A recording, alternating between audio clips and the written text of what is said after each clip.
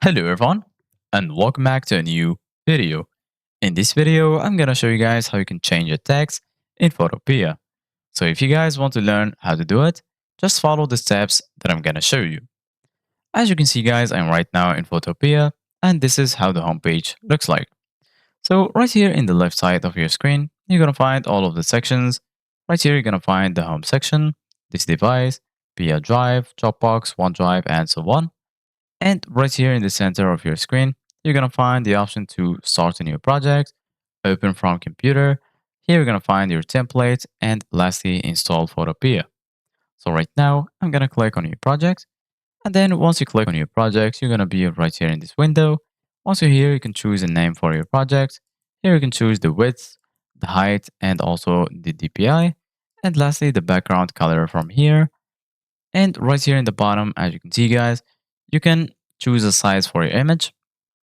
So right now I'm going to choose this size, for example, and then I'm going to click on create. Once you're here, if you go to the left side, you're going to find all of the tools that you need in order to customize your image. So basically, guys, right now I'm going to add a text to show you guys how you can customize any text.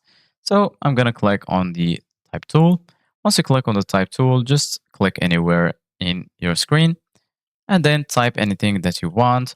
For example, I'm going to type tutorial, select it, and then from here, if you go to size, you can change the size of your text. Then keep selecting the text. Right here, as you can see, guys, you can change the font of the text.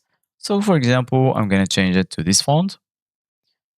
You can also change the color of the text by clicking right here and then choose any color that you want. For example, I'm going to choose this color and then click on OK. And as you can see, guys, now it's changed. So this is it, guys, for today's video. Thank you guys for watching. See you guys in the next video.